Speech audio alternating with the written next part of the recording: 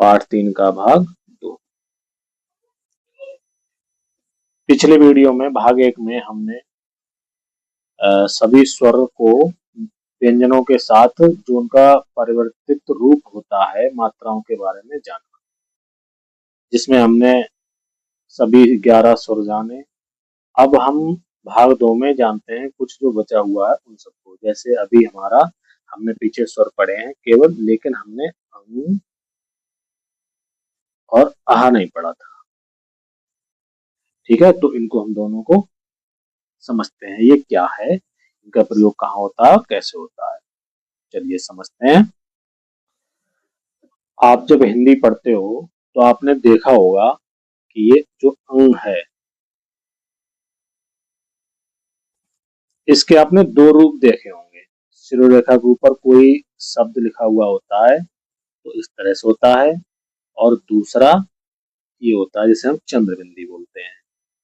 अब जैसे कोई एक शब्द है, जैसे हंस और चांद, इस तरह के शब्द देखे होंगे आपने। तो ये अंग जो है, इसके दो रूप होते हैं, एक ये और एक ये। व्याकरण में इन दोनों को नाम दिए गए हैं अलग अलग। इसको हम बोलते हैं अनुस्वार, अनुस्वर नहीं, स्वार। ठीक है, इस चीज को ध्यान रखना है, वहां पर बढ़िया की मात्रा है। तो इसका नाम है अनुस्वार, और ये आपका ये चंद्र बिंदी वाला शिरोरेखा के ऊपर, इसका नाम होता है अनुनासिक। अनुनासिक। इनसे कुछ बनने वाले शब्दों को जल्दी जल्दी देखते हैं एक बार। हंस, पतंग, चंचल,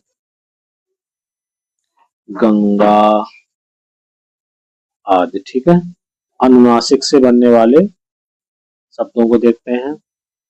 दांत, चांद, गांव, आंख। इस तरह से शब्द बनते हैं अनुनासिक से, और अनुस्वार अनुस्वार से बनते हैं इस तरह के। तो इसमें बोलने के लिए हम अंतर इस तरह से कर सकते हैं, जब हम अनुस्वार बोलेंगे तो हम उसको केवल नाक से बोलेंगे, जैसे हंस, पतंग, चंचल, गंगा। देखा होगा आपने, सब आवाज जो है हमारी हवा नाक से निकलती है।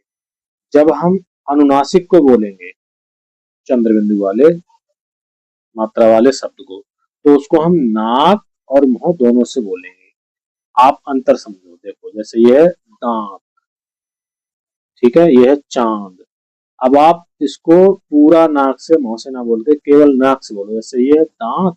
अब इसे हम केवल ये अनुस्वार लगा के अगर बोलते हैं तो हम बोलेंगे दांत। इसको दोनों को स्पष्ट करने के लिए एक शब्द है जिसे हम बोलेंगे, लिखते हैं ये हंस, हंस। ये हो गया हंस, एक पक्षी।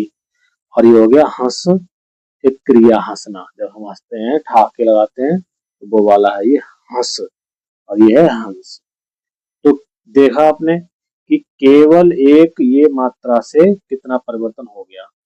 एक चंद्र बिंदु लगाने से आपकी क्रिया बन गई हंसना, और ये केवल अनुस्वार लगाने से एक शब्द बन गया पक्षी, जिसे बोलते हैं हंस।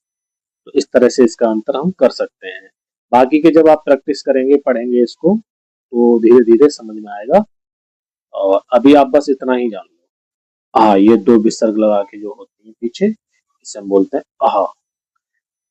इसमें हम उसका उच्चारण करने के लिए ये अ और हल्का सा हा के बाद दोनों को मिला के, तो ये आवाज हमारी निकलती है आहा।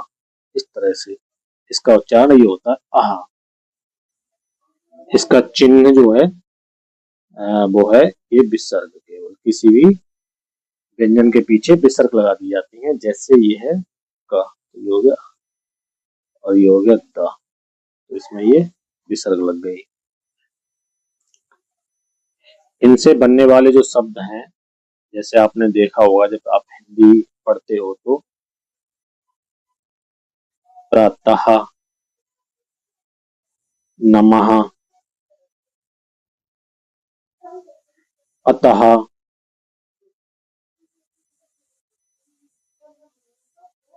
अहः। और एक शब्द आपने देखा होगा जैसे दुख, ये। तो इस तरह के ये इससे शब्द बनते हैं। इसके अलावा आपने एक और देखा होगा स्वर, ठीक है, शिरोरेखा के ऊपर, ये इस तरह से, इसमें बिंदी नहीं होती है, ठीक है, इसमें ये होती है ऊपर बिंदी। अनुनासिक में बिंदी होती है लेकिन इसमें बिंदी नहीं होती है। जैसे एक शब्द आपने देखा होगा डॉक्टर, तो इसमें देखो बिंदी भी नहीं है, तो यही है ओ। इसका उच्चारण हम करते हैं औ से। ये अधिकतर इसका उच्चारण करने के लिए हम एक दो बार ध्यान रख सकते हैं। इसमें हल्का सा ये आ होता है प्लस औ होता है। पूरी आवाज नहीं देंगे हम औ की, और ना ही पूरी आवाज देंगे आ की। हम इसमें से हल्की सी आवाज आ की और हल्की सी आवाज औ की लेते हैं, तब जाके हमारा औ बनता है ये वाला। इसको हम बोलते हैं औ। जैसे डॉग, डॉक्टर। अब इनसे हम कुछ शब्द बनाते हैं, जैसे कॉल, डॉल, मॉल, बॉक्स और चौक। इस तरह से ये शब्द इनसे बनते हैं। तो हमने छोटा, बड़ा, छोटी, बड़ी, ये और लास्ट औ तक जो 11 स्वर थे उसमें से छोटे आ की मात्रा नहीं होती है, और बाकी के जो 11 में से 10 बचे हैं उनकी सबकी मात्राएं होती हैं। उनको सबको जाना हमने 11 स्वर को। उसके अलावा हमने अभी अंक को जाना, आह को जाना, और एक और निकल के आया था ये औ, इसे औ बोलेंगे, ठीक है। तो ये हमने अभी सब स्वर जान लिए और उनकी मात्राएं जान ली। अब हम कुछ इसमें मात्रा वाले पार्ट में विशेष को देखते हैं। कुछ विशेष चीजें हैं, जैसे एक वर्ण है व्यंजन रा। इसके साथ प्रॉब्लम ये रहती है कि हमारे समझ में नहीं आता है कि इसमें हम छोटे ऊ की मात्रा और बड़े ऊ की मात्रा इस तरह से लगाएं या फिर कैसे। तो उसके लिए हम देखते हैं ये जो है वो गलत है, इस तरह से नहीं लगती है। तो इसके रा पर मात्रा के नियम है। हम छोटे ऊ और बड़े ऊ की मात्रा को रा पर इस तरह से लगाते हैं। जैसे ये हो गया हमारा रा।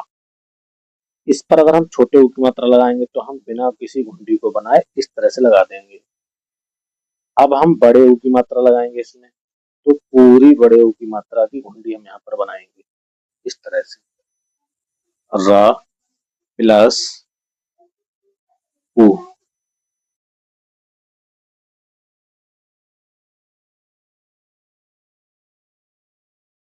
रा, रा पर छोटे ऊ की मात्रा, तो इसको हम लिखेंगे इस तरह से, रुपया,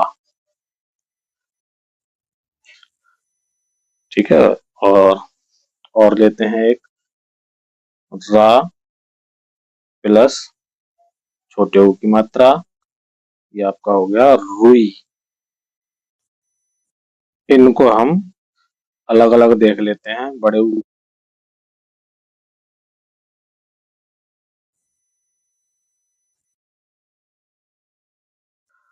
कुछ हिंदी व्याकरण के विद्वान ये मानते हैं कि रा की भी मात्रा होती है, रा पर मात्रा होती है, रा की मात्रा होती है, समझते हैं। तो रा की मात्रा, रा वर्ण की मात्रा दो तरह से लगाई जाती है। एक जिसका नाम होता है रेफ, रेफ।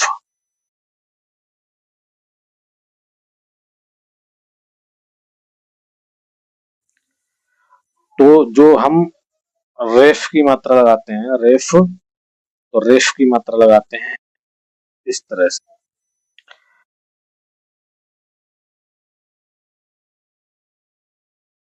इस तरह से ये हो जाता है रेफ। वर्ण में जब हम लगाते हैं तो इस तरह से थोड़ा सा चिन्ह कर लेते हैं। जैसे इनके लिए शब्द हम लिखते हैं सर्म,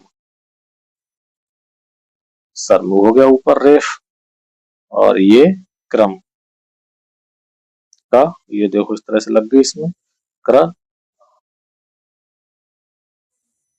इनके लिए एक एक शब्द सर्म हो गया, दूसरा कर्म हो गया। इस तरह से जैसे हम लिखते हैं प्रश्न हो गया। हम हम स्वर री जो होती है हमारी, इसकी मात्रा के लिए हम रा में ना समझ लें, ये मात्रा अलग होती है, और रा की मात्रा जो होती है रा के साथ वो अलग होती है। री की मात्रा जो होती है वो हमेशा नीचे आती है वर्ण के। जैसे ये है का वर्ण व्यंजन, इसके नीचे री की मात्रा तो हो जाएगा क्री। ठीक है, इसके लिए कृष्ण, गा, गा पर री की मात्रा, री की मात्रा ग्रही, ग्रही। ठीक है, ग्रह, वृत्त की मात्रा इस तरह से लगती है, और जो पदेन की मात्रा होती है वो इस तरह से लगती है, और रेफ की जो मात्रा होती है वो ऊपर लगती है श्रेय रेखा के इस तरह से।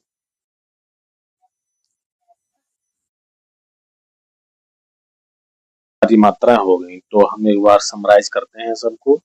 हमने टोटल जो 11 स्वर होते हैं, उन 11 स्वरों में से 10 की मात्रा को सबको, इसके अलावा हमने देखा अंग को जाना, आह को जाना, और ये ओ को जाना, और इसके बाद जो मात्राएं हमारी होती हैं रेफ और पदेन वगैरह वो हमने सब इसमें जान लिए। अब मिलते हैं आपके पाठ 4 में, तब तक के लिए धन्यवाद।